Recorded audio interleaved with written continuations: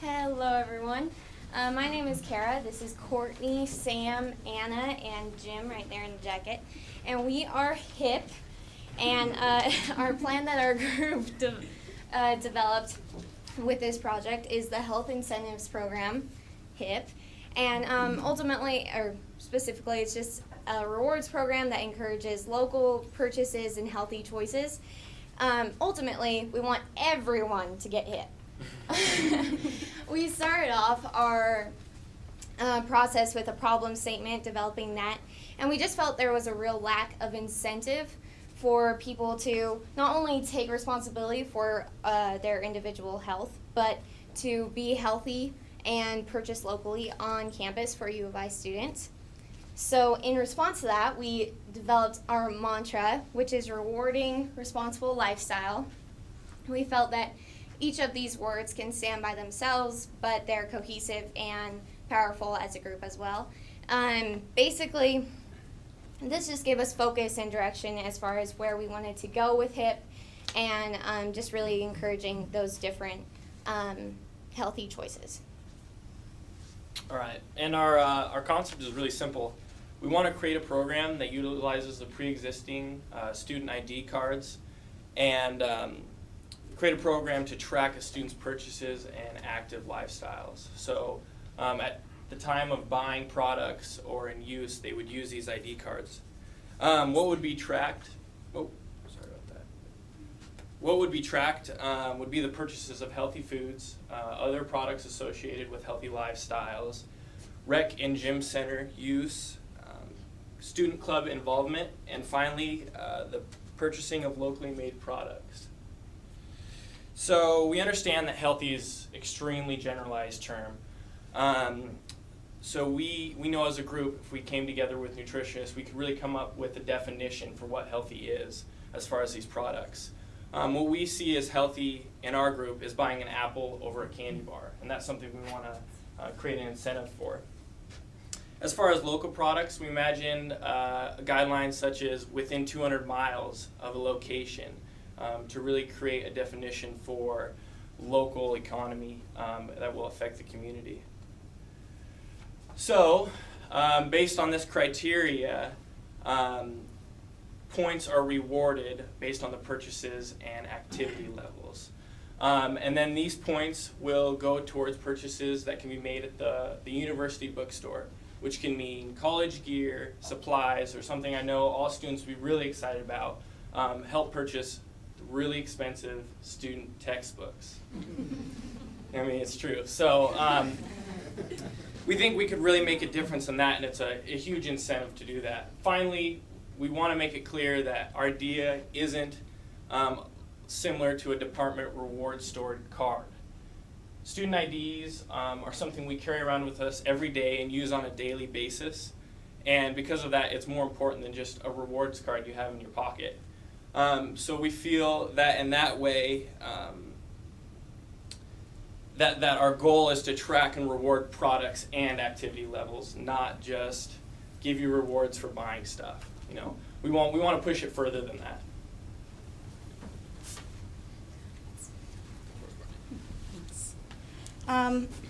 So just to take it a step back real quick, we want to share with you a little bit of how we got here and what pushed us to this idea.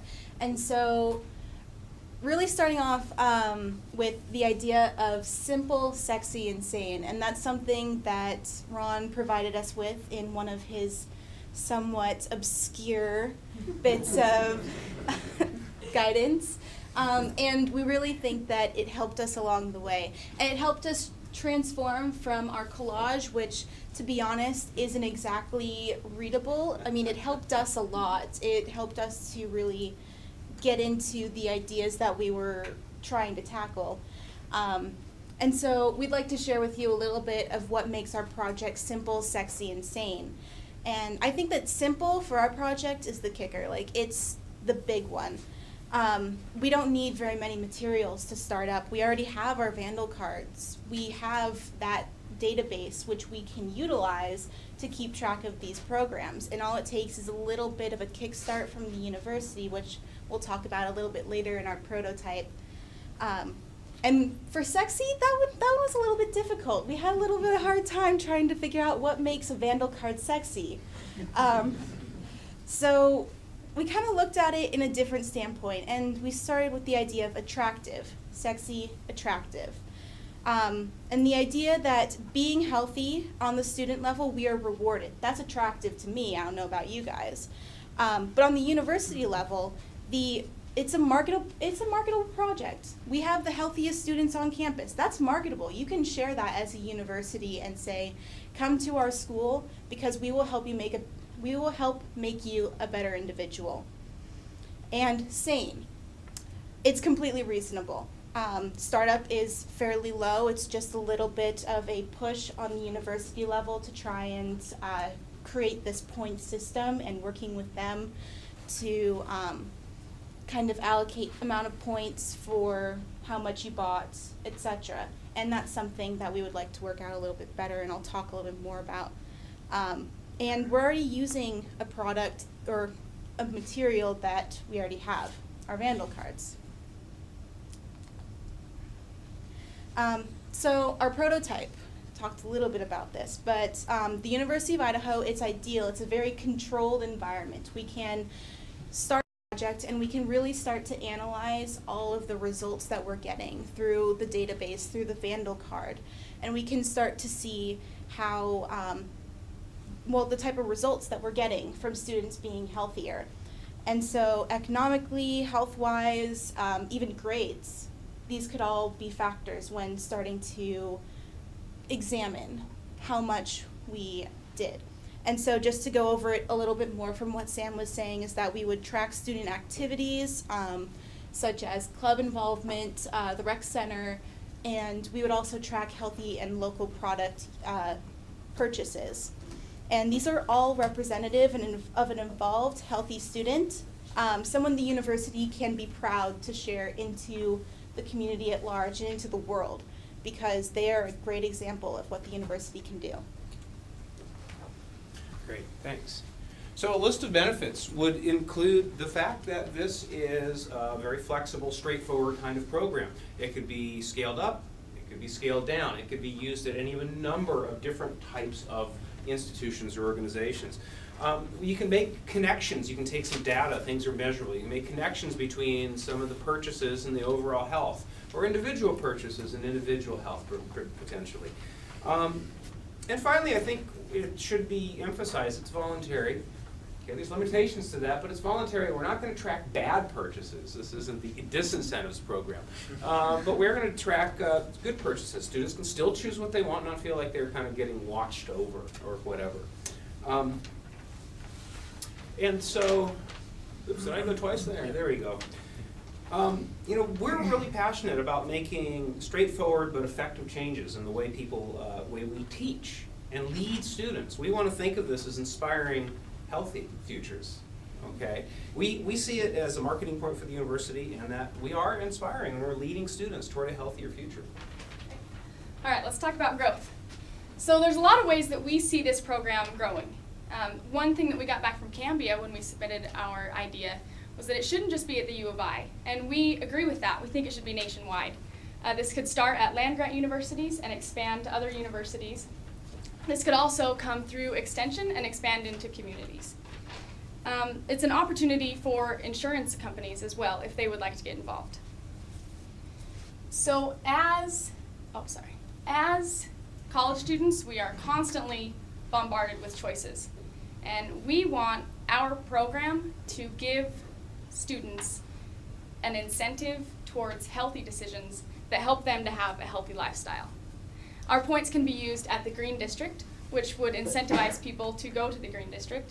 And also, we see our points as the backbone of a really great idea that our next presenters will present to you.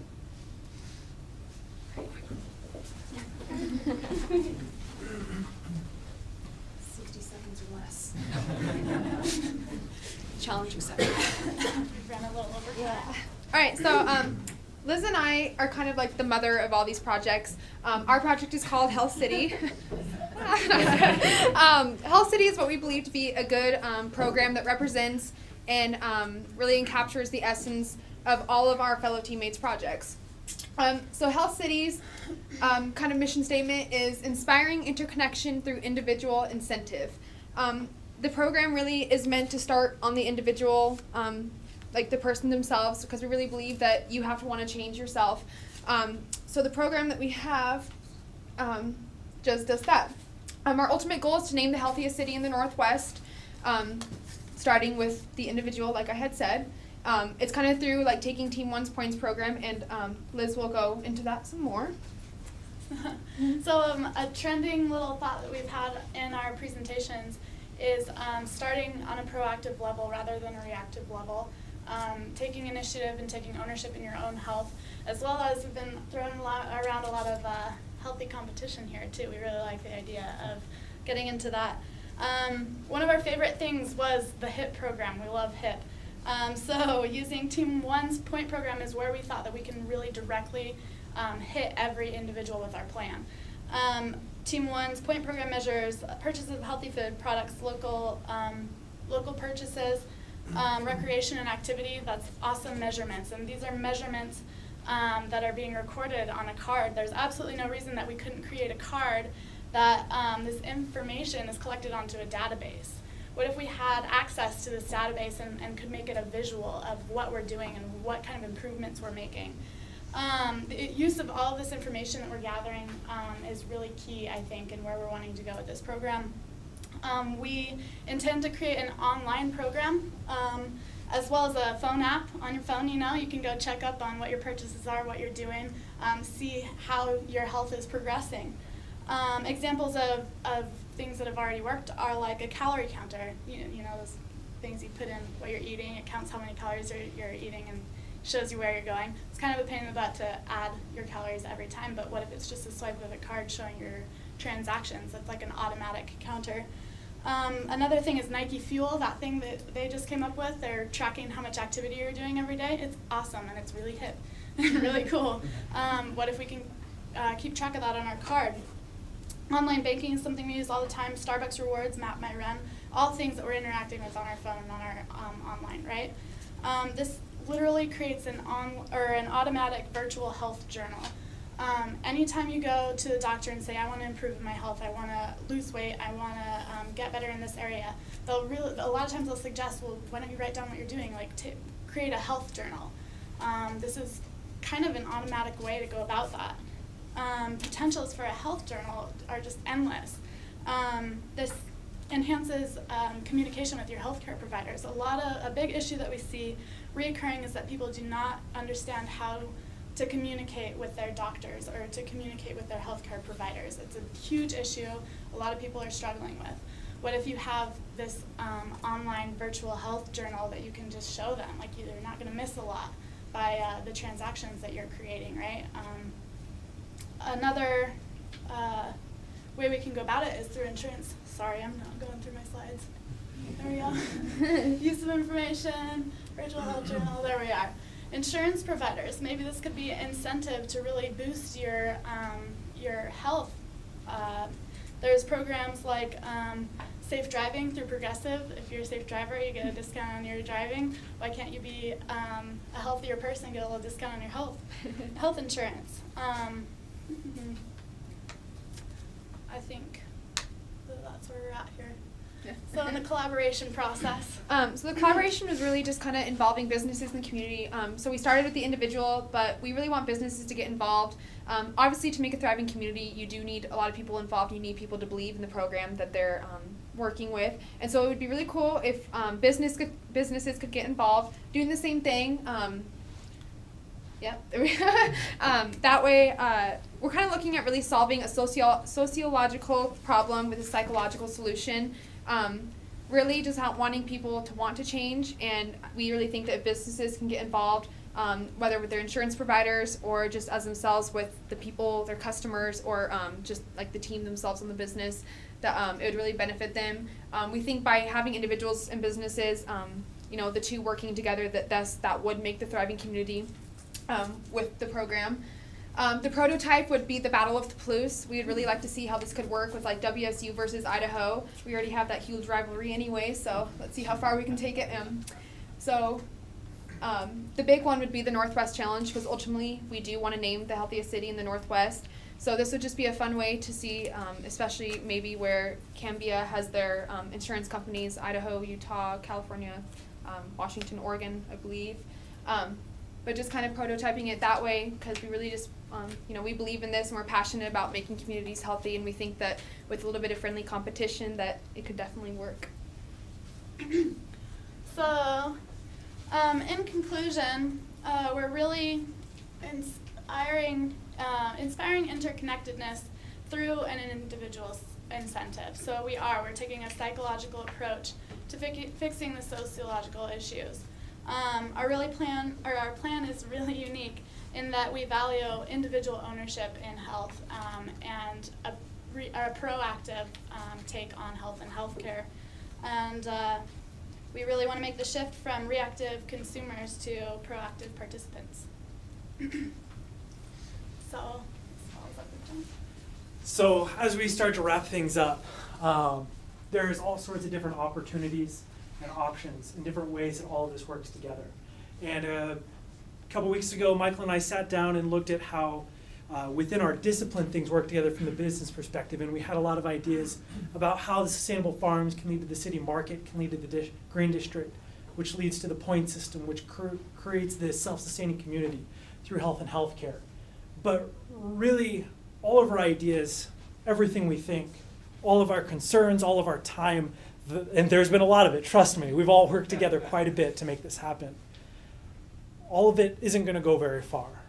All of it can't do very much unless we have the right people on board, unless we work together, unless we're all one team, united, focusing on the idea of our neighbor being more important than any singular concern we have.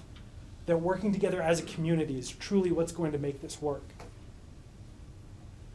Our ideas are truly focused on one another, and so all of the things that we've worked on all come down to you stepping in and you taking part into what we've already done so that we can have a brighter future for tomorrow. Thank you.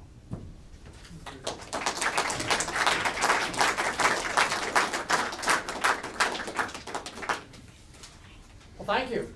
You had even more to say than I expected, so we'll move right along. If all the students would just come up here and stand along the front, that'd be great. And I'm going to, in the flyer they put together, they list 23 students. There's actually 25 students in the class. A couple people somehow are under the radar. Doran and Megan, I think, aren't in here, but they'll tell you who they are. And I really appreciate all of you being here, and I'm going to open it up to questions for you in just a moment, but in particular, Provost Baker, who's been a great supporter of this kind of transdisciplinary activities, and Mayor Cheney, thank you so much for being here, and Mayor Cheney also took time to meet with some of our students and talk about individual initiatives, and Max Janasek, who's in the back from Cambia Regions Blue Shield out of Portland, and you've heard them mentioned a few times. That's because they did something they've never done before, I think, which was they opened up their innovation platform to people outside of their company so that any of these students could submit ideas and get real great feedback from the professionals in the field. So why don't we just quickly go around and have you say your name and your major. If you want to make another real quick comment about the class or whatever you can, but then we'll turn it over to the questions. I'm John Manning. I'm a general studies major with a business minor. I'm Meredith Fisher. I'm doing a double major in ecology and conservation biology and conservation social sciences. I'm Monica Saniel, and I am a psychology major. I'm Joshua Hell. I'm a landscape architect major. I did my bachelor's on urban agriculture, and currently I'm doing my master's on water within the urban context as far as regenerating aquifers. And I'm Duran Myrie, and I'm a grad student in architecture. I'm Ethan Kimberling. I'm a studio art major and an advertising minor. I'm Taylor Reed. I'm studying international studies as well as French. I'm Christina Johnson, and I'm a biology pre-nursing major, and this is the coolest class I've ever taken. I'm Liz Comer, and I'm a Bachelor of Fine Arts major.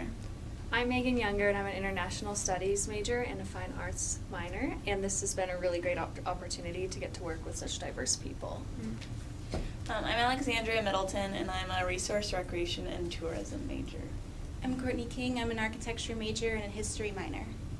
I'm Hayden Walls. I'm engineering and technology education. I'm Robert Hernandez. I'm an architect major, and if some of you can talk to the university, you could continue to have Ron teach this class, and that would be a great thing. I'm Shannon Hale. I'm a virtual technology and design major. Marian Jones. I'm a symbolic systems major. I'm Michael Wright, business finance major.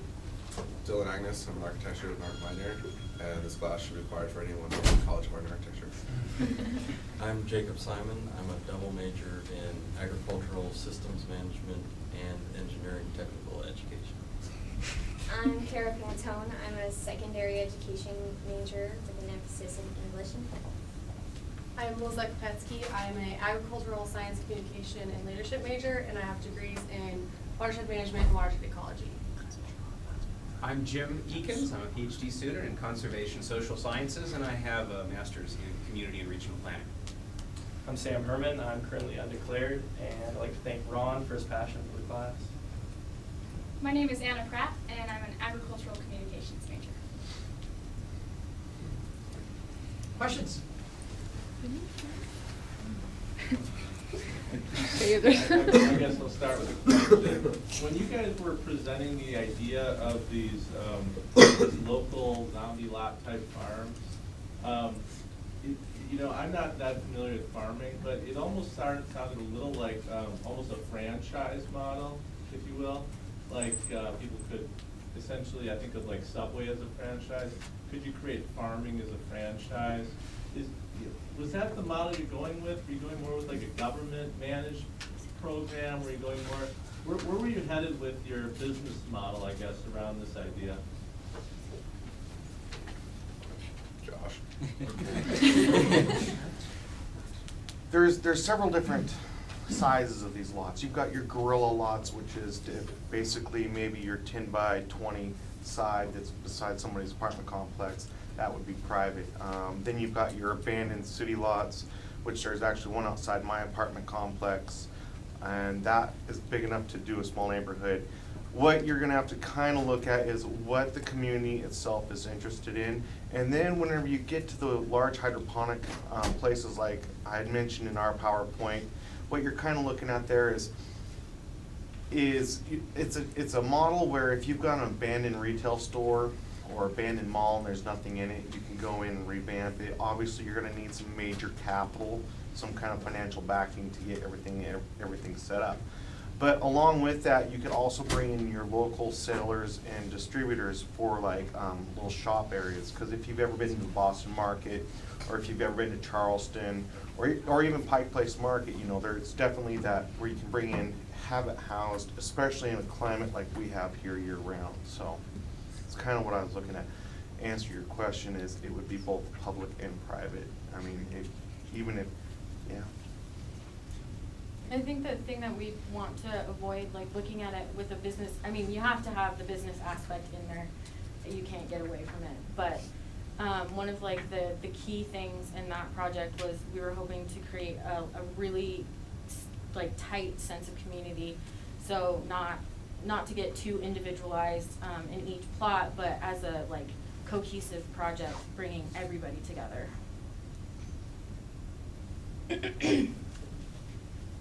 Jim was talking about not wanting to track poor behavior on one's family card, but there also was a reference to being able to swipe your card and identify, you know, how many calories you might have consumed that week and what were those sources and what fitness gear did you purchase and that sort of thing. So that does suggest possibly tracking all behavior. And what's the general sense here about you know, Big Brother watching? Is anybody concerned about having their life story on their vandal card? A lot of people put their life story on social networks. I would definitely say that there'd have to be some serious governing over that process, because there are some very strong concerns about which way that would go. It's very easy to misuse that information, as well as use it properly to help people. You can misuse it to hurt. You know, one thing that I was looking at on my online banking, I get on my phone, I look at my little thing, and then it gives me a statement, and it draws out my budget of what I've been spending money on. And I don't know, I didn't know this until maybe a couple months ago, and I was like, oh, well, I spend way too much money on this. I need to stop going shopping at this place and should probably go, you know, maybe buy groceries over clothes or something like that. You know what I mean? Just like that information, but that's not, it's just like a general indicator of where I've been and what I've been doing. I think that with the point system, if we could get companies on gear with just making some sort of indicator that this is a good thing, like just a little indicator that this is a positive, this is so many points. I mean, everything that we purchase is tracked on our card anyway. Why can't we just keep track of the positives and show maybe on our little pie charts on our online banking what's good, and by seeing what's good, we obviously are shown what's bad as well, but is that getting across? Yes, In a general sense. sense. Thank you. All right. And so that means anytime I go to buy a keg of beer, I should buy half a dozen apples too, right? It's a balanced diet. Every time. Just a general question. Since there's a direct tie between low socioeconomic status with poor health, as well as food insecurity, did you all take a look at that? It seems to be that as you get higher in the income bracket, you have more freedom to choose what you eat, when if you have a family of 4, you could go to McDonald's for $10 and feed your family. So did that factor in any other projects? What did that look like? Yeah, in the first project we talked about it quite a bit, which you missed a little bit of, but one thing we wanted to focus on was providing affordable, accessible, local, healthy food to a variety of people of all incomes. And one thing we focused on was providing a facet for that food as being food banks. So to answer your question, yes. And then another thing that I thought about a lot was ASB. As we know, ASB is really popular at this university. It's definitely sexy here. It's competitive, people want to do it, they're excited about it, it's all over campus. So this would be, the sustainable farms are an easy, cheap, accessible way to get students even more involved with that. It could be totally local, it could be a whole new opportunity for service that wouldn't be expensive and wouldn't exclude any students. Have you all thought about making a publication of this project? Business majors. Publication that you can send to the world. I think it's there. It's not YouTube. We did. We got a video broadcast. He's videotaping us, and I know that we asked, and it will be on YouTube. So that's one way.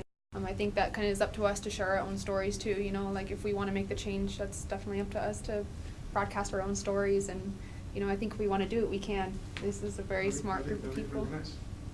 I think I mirror that sentiment and I think you did a wonderful job presenting this. I wish that you had presented it maybe in a more prepackaged way that really had an emotional. I was at points kind of brought into it, but I think if you're talking about a psychological problem to a sociological issue, then I think you have the opportunity to actually kind of find that, whether it's motion graphics or short film or something where you get away from the PowerPoint. I think the opportunity of this class was to kind of destroy this traditional paradigm, but yet you presented it in something that was very traditional. So. A more general question, do you feel like the problem-solving approaches that you used in this class are applicable elsewhere? Can anyone speak to what they feel like they got out of that? Yeah. I don't know that there's any one of us that would say we couldn't use this class in every other aspect of my life. What Ron has done here and what he has done in working with us is absolutely amazing. I've actually even talked to people who have taken the class previously, and they speak to this class and how it's impacted their life. I will speak to this class and how it's impacted my life. and use the skills and the problem sets on stepping back to seeing, is this simple, sexy, and sane? Am I addressing the 6 senses? Is this really gonna work, or am I dreaming up a big idea? Am I dreaming big enough? Am I dreaming big enough, or am I dreaming so small that this isn't really gonna go very far? Am I dreaming too small?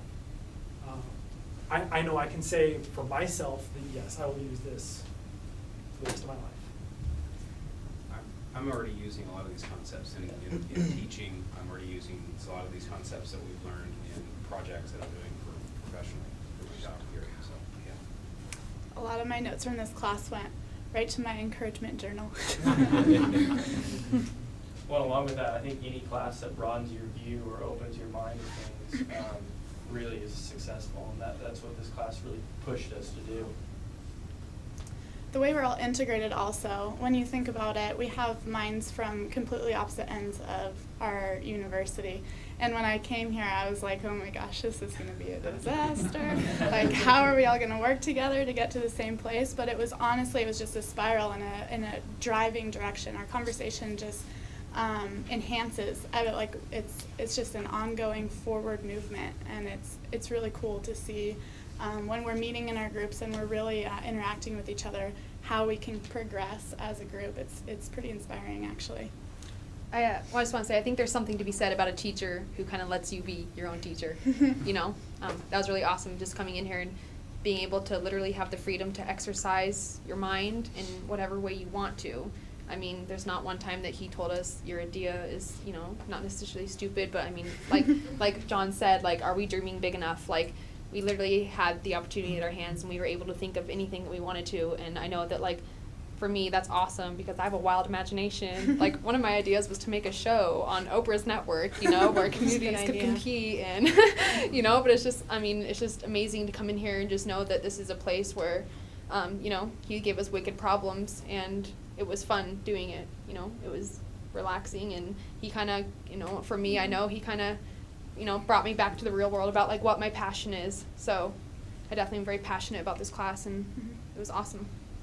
And going off of, like, the multidisciplinary aspect of this class, it helps with seeing how other people think and how other people kind of approach problems and solve their own problems, and kind of figuring out how you can collectively work together to solve a problem. And that's extremely applicable to the real world, where you have even a greater amount of people of different minds, of different upbringings, of different philosophies and mentalities. And so how to really collaborate together as one is really almost a problem in and of itself. And so that really helps open our eyes as to that aspect.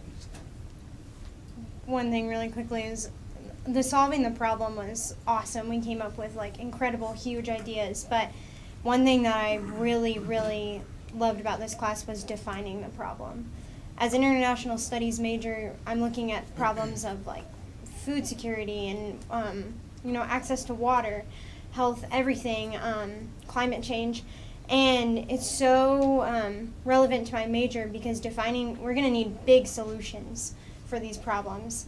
And defining these problems, all we've done these last 7.5 weeks is look at these huge problems and really look at the root cause of them and try and find solutions that will directly affect that. And we're all in college for a reason, to look at the problems and how we want to make a change to those once we graduate. So I don't know how it isn't relevant to all of us in defining problems and solving them.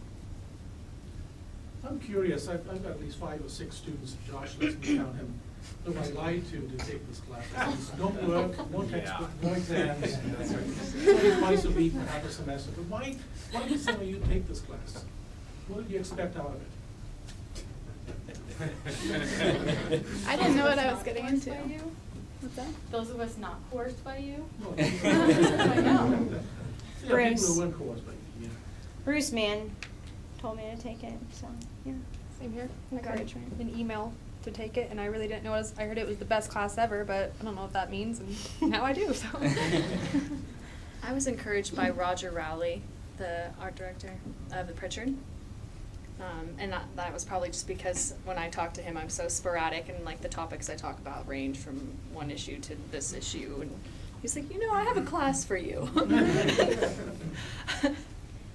It's kind of, sorry. I heard about it freshman year. Ron came and lectured in my 151 class.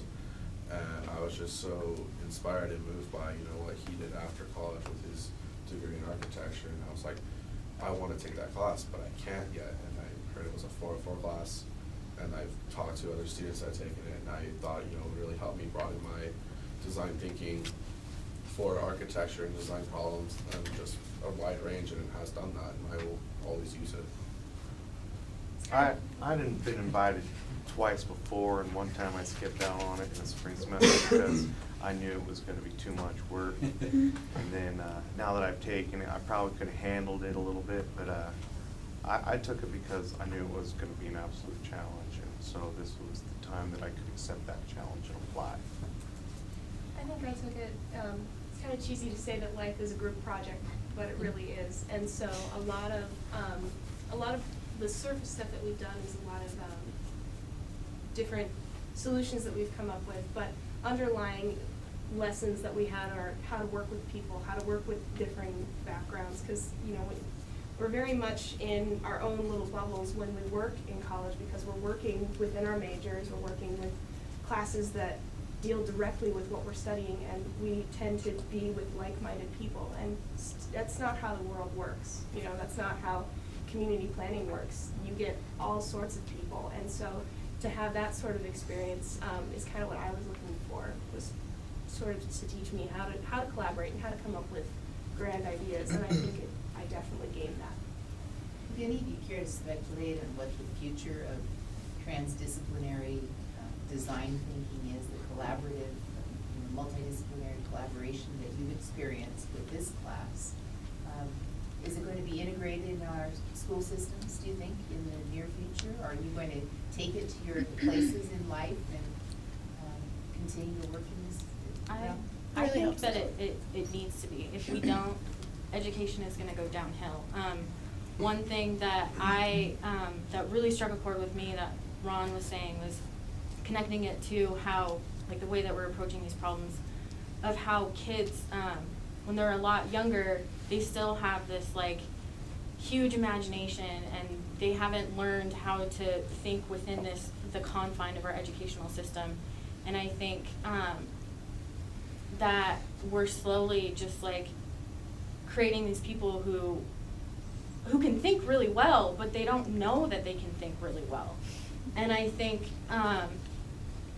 that collaborating with people helps you see like your own box and how it can get bigger, or how you can just get rid of it completely. And I think that working together is going to be necessary to create a better education and to deal with problems that our society and the world are facing right now. One thing Ron talked about was being T people. He said that we need to have a broad perspective, but we also need to have a deep perspective. And we obviously already have that, or are gaining that in our areas of study. And so he had us actually write a paper that addressed what we want to personally contribute to our groups first, or based on the depth of our perspective. And I'd never been asked that before. Like, oh, what do you want to give to this Econ 202 class? And there's not really anything except for, you know, writing notes. So I like that idea. I like to bring that idea into other classes. What can we, as students, contribute to classes that aren't necessarily in our majors, but something that we're interested in? I'm one of your fellow students, and I wondered how your experience in this class has affected your experience in more traditional classes, more structured classes. Has it detracted from that? Has it enhanced it? Definitely enhanced. Okay, there's I'm an art major, so I work with a lot of designers, and there's a group of us, and there was a guy who asked, well, what do you want to do with all this with all this schooling? What are you going to do? And you know, as art majors, there's not a huge broad it's not, I mean, all the answers in the world. You know, you kind of have to, like, what are we going to do? Where are we going to go? The choices are a little bit narrow, and it's frustrating. And we're like, no. it kind of stepped me back, and I was like, we're designers, we have great minds. Like, we are design thinkers by our education. We have so much potential to do so many other things. You cannot be narrowed down because you are, you're in like the same classes all the time. Like, does that make sense? In our colleges, we're set forward to go in one direction. No, I don't think that's the way to go about it. Like, we're sprouting out, and we're really setting a broad base for where we can go. So it's frustrating to see that people are thinking that because I'm an art major, I have to go, go into, maybe I'm going to go work in museums or something. Like, there's so much more potential than that. Like, you can do so much with your major. In another sense, it's really encouraging to see that I can apply things from other classes. Like, I'm really branching out between my classes of applying what I'm learning in my visual studies classes to, all sorts of other classes. There are studies out there, maybe Ron, you can support what percentage it is, but students or people that are learning in learning situations tend to learn at a certain percentage more than just sitting in a class and just getting it right out of the book. There is a certain percentage, I want to say it's like 25% to 70%, something like that. More learning happens with a collaborative as opposed to a professor sitting there and telling you to write down notes. And then going with Ron's T thing, I've just recently learned that our Western thought is so wrong as far as we're so Cartesian. We need to be more enlightened. We need to be more Renaissance people.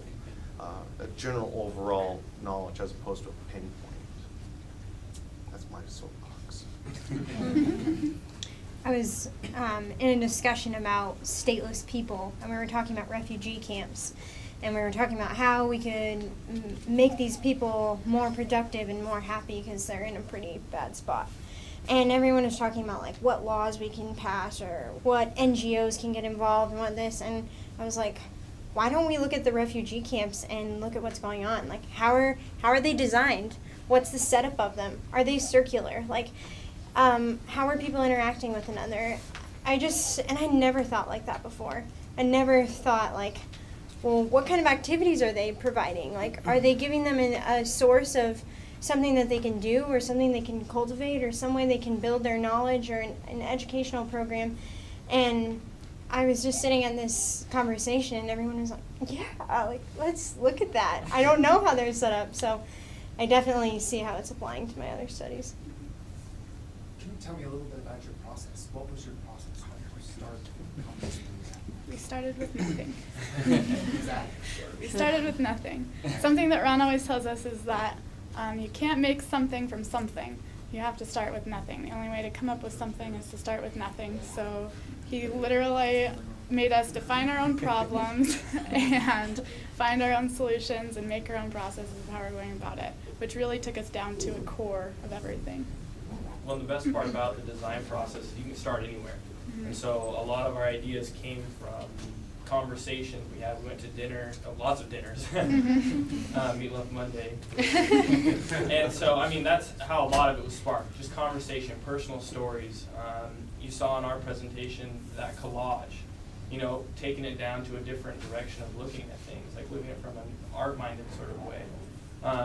And that's the best part about it, is we can start anywhere and just go with it.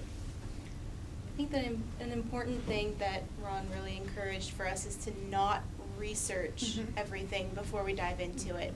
That we should let our ideas come out and not be hindered by what we found on the internet somewhere, because that really detracts, like our abundance of information that we can possibly have really detracts from all of our creativity.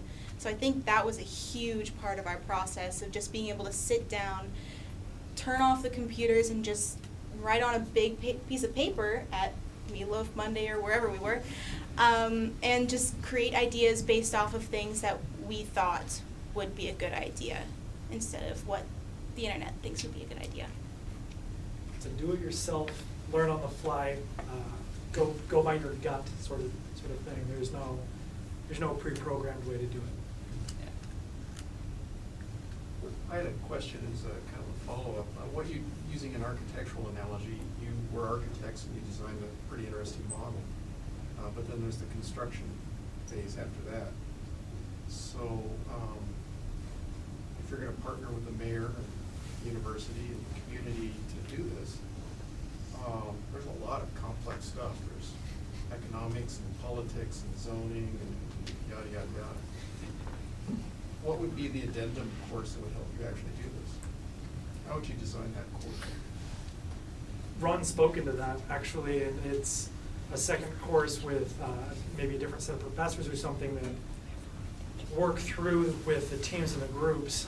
Just like this is only an 8-week class, so then there's another 8 weeks in the semester to step into that second 8-week process and actually put wheels on the bus and get it going, and get it rolling down the road, and you just kind of have to figure it out as you go. And there's the possibility of like using programs that are already established, like ASB. What if instead of going like regionally or nationally, what if we focused on like even more local communities and started implementing these things ourselves? What if we involved more people, more students? I don't know if that's getting a little away from what you were talking about, but I think that would be a huge a tool that we could use. So would some of you be open to that, taking that class? Absolutely. Yeah. And just one more question. It was actually for industry partner. So what were your reactions during the process to what they were doing, and what was the relationship? What did the company do that? Yeah, well, first of all, I thank you guys for allowing us to participate. I think what you went through is something that we're training our employees to do. We have an approach that we call business design, in which you take these ideas. First, it's cause-based. You have to be passionate about solving a problem that impacts the community, right? And then from that, you try to find what is really the business opportunity. We believe in finding things that are economically sustainable. And what I found in this conversation was that you guys brought a lot of passion to the topics, right? And that helps fuel our creativity as well. And hopefully we gave back a bit on the innovation platform, helped you guys with your ideas. But I walk away from this thinking there's some clear opportunities in terms of tangible opportunities, like this great idea I think on elder core, or this idea around connecting food suppliers with health insurers with maybe employers, right? There's ecosystem opportunities that I would love to explore. How does that move forward? How does something like that get incubated? Because you guys represent future entrepreneurs, great incubators, right, who can explore, prototype. And I'm just curious to think about how we, as organizations, support that process and create the future companies and entrepreneurs that can solve these problems. So It's fun to see them do this. it really is, absolutely. And thank Ron really for facilitating all that. I was just going to, that was my last comment. Thank